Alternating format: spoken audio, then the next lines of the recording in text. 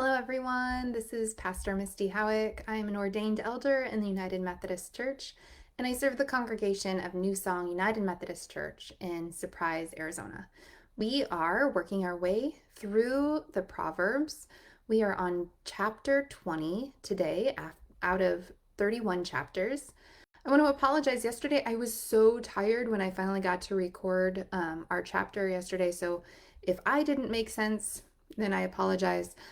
But also, do your own work on some of these chapters and share it with us. If you find insights on some of these chapters or these verses that you'd like to share, please make sure to comment or even send me an email.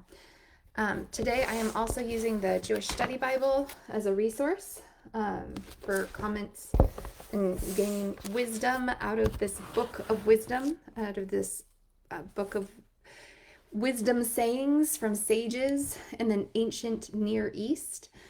And so let's go ahead and jump into chapter 20. What I want to do today is after each one, I might just summarize it into a sentence. And they're going to be summaries that I make based on what I've read out of the Jewish Study Bible, but also I'm just interpreting here. And I'm not going to do it for every verse, but it's so interesting. It's almost like poetry in that there's lots of extra imagery, and the way that it kind of flows, is very interesting, but it is so wordy. I feel like we could just sum everything up with short little snippets of wisdom. So let's see how that goes. So verse 1, wine is a mocker, strong drink a brawler, and whoever is led astray by it is not wise. Be careful of the effects of alcohol. Number 2, the dread anger of a king is like the growling of a lion. Anyone who provokes him to anger forfeits life itself. Be careful of making a king mad, or you might lose your life. Verse 3, it is honorable to refrain from strife, but every fool is quick to quarrel. You are a fool if you get into fights quickly. Verse 4, the lazy person does not plow in season. Harvest comes and there is nothing to be found. Be a hard worker and don't procrastinate at doing what needs to be done. Verse 5, the purposes in the human mind are like deep water, but the intelligent will draw them out. Okay, so this one I like too much personally to summarize, so I'm going to keep it. But what I do like with the imagery of the intelligent will draw out wisdom and purposes in the human mind is like drawing water out from a well. So there you go. That's the one that I would keep just because I love the imagery. Verse 6, many proclaim themselves loyal, but who can find one worthy of trust? So how can you trust people? And my answer for that is just by being trustworthy. Verse 7, the righteous walk in integrity. Happy are the children who follow them. A king who sits on the throne of judgment winnows all evil with his eyes. So this is very interesting, and this imagery is very interesting. I didn't know before I checked out our Jewish Study Bible exactly what winnowing was like. For some reason, I imagined, I knew it was some sort of sorting of the wheat and the chaff, so all the grassy stuff that the wheat grew in, but I didn't know exactly how that happened. And based on the Jewish Study Bible, it says that the wheat and all of the things that are cut down are thrown into the air, and the chaff blows away where the wheat falls back down, and you can gather it. So this is not the first proverb in this chapter that will talk about kings winnowing evil like wheat. So we'll come back to that one as well. Verse 9, who can say, I have made my heart clean. I am pure from my sin. We all have sin. Verse 10, diverse weights and diverse measures are both alike an abomination to the Lord. Don't cheat people. Verse 11, even children make themselves known by their acts, by whether what they do is pure and right. So basically, we know people's hearts by what they do. And also from this, I get teach children the difference between right and wrong and compassion and hostility. Because, we can teach them even as young people, what right looks like. Verse 12, the hearing ear and the seeing eye, the Lord has made them both. I summarize this as God is the creator of all things and of all of our understanding. Verse 13, do not love sleep, or else you will come to poverty. Open your eyes, and you will have plenty of bread. Now, I didn't quite take offense at this verse, but I do love sleep. If I do not get enough sleep, I get to be very cranky and I don't function very well. But I think that there's a warning here, again, about lethargy and, being lazy and not putting yourself to good use and giving yourself purpose or finding your purpose. But I also read here like a warning for us to watch for our friends who are suffering from depression, because sleeping all the time is one of the signs of depression. So maybe we can help people because they're on a downhill of being able to provide for themselves. Something to think about. Verse 14, bad, says the buyer, and then goes away and boasts. So I'm not sure about that one, but maybe we could interpret it as, people are liars and cheaters. Verse 15, there's gold and abundance of costly stones, but the lips informed by knowledge are a precious jewel. So this tells me that wisdom has a lot of value and it can be kind of rare. Verse 16, take the garment of one who has given surety for a stranger, seize the pledge given as surety for foreigners. So our Jewish Bible, I think I'm going to go ahead and read out of it, because for this verse 16, there is information here that I was unaware of.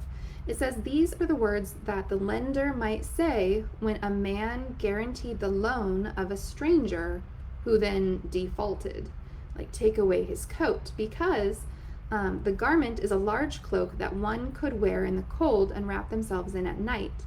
Its importance is shown by the fact that in the Torah, it requires that a garment given in pledge be returned each evening so its owner could use it. So the garment has something to do with pledging. So if you pledge for a stranger, you would give your coat as a sign of like good favor, almost like collateral, I guess. You lose your coat if they back out. Isn't that interesting? I didn't know that before, that was a tradition in the ancient Near East. So verse 17, bread gained by deceit is sweet, but afterward the mouth will be full of gravel. I really do like the imagery of that one, but really it's just saying don't steal. Verse 18, plans are established by taking advice, wage war by following wise guidance. Now, where Pastor Misty would say, well, let's not wage war at all. Our Jewish Study Bible says plans, it's better to make plans made with counsel. Plans made in group deliberation are more effective. So it doesn't really address the war part of it, but it just summarizes the verses. Things are better when you work as a group. And actually, I agree with that. I like that.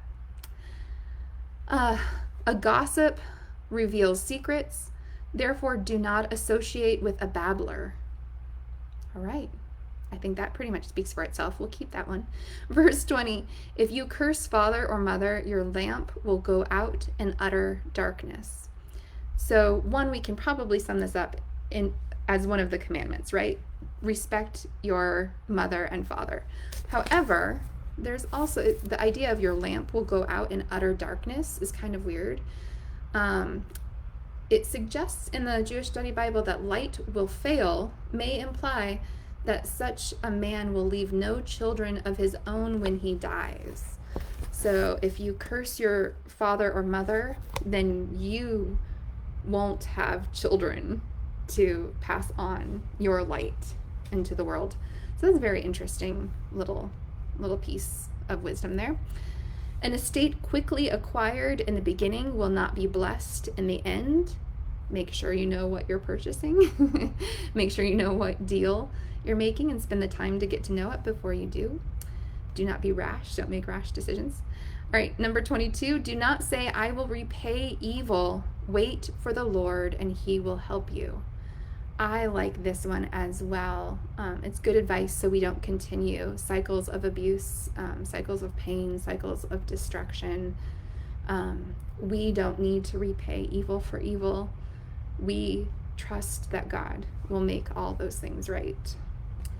So 23, differing weights are an abomination to the Lord, and false scales are not good. Don't cheat. 24, all our steps are ordered by the Lord. How then can we understand our own ways?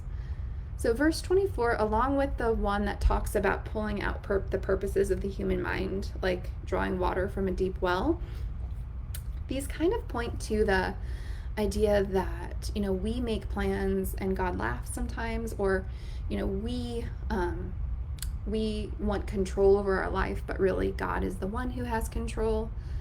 I really like that idea that it reminds us of who is in control.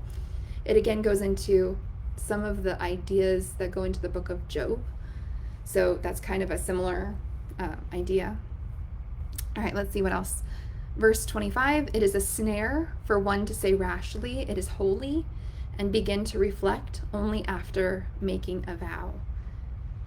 So that is an interesting one. Vows were taken very seriously, it says. The rabbis discouraged the making of vows, but also developed legal means for releasing people from precipitous vows. So there's even books written on that you can, on the eve of Yom Kippur, that you can go through a ritual for the nullification of vows. How interesting is that? 26, a wise king winnows the wicked and drives the wheel over them. So again, imagine throwing wicked and good people up in the air and the wicked ones kind of blow away. And the idea of the wheel is that wheels were driven over the wheat to crack open the casing so that again, they could just have the wheat part that they would make into flour. Verse 27, the human spirit is the lamp of the Lord, searching every inmost part.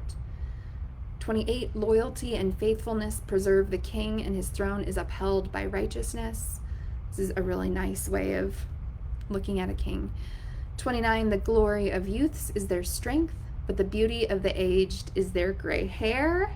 Yay, I'm beautiful and old. Verse 30, blows that wound cleanse away evil. Beatings make clean the innermost part. So that verse I do kind of struggle with, that particular proverb, but the idea is still behind kind of the theology that we go through struggles and we learn something through those struggles. I'm going to see what the Jewish Bible has to say about this one. You know what? It doesn't actually have any notes for this one at all. It says the meaning of the Hebrew is uncertain. So they're not really sure if they've correctly translated this into the Jewish Study Bible. But it is not, and I say this all the time, these verses in the Bible should not work in us where we will then think it's okay to undergo abuse from our domestic partners or anyone else. That's not what these things are saying. So there is chapter 20. I hope you found my summaries interesting or at least resonated with some of them. I invite you to take a look at your own Bible and see how these verses are interpreted.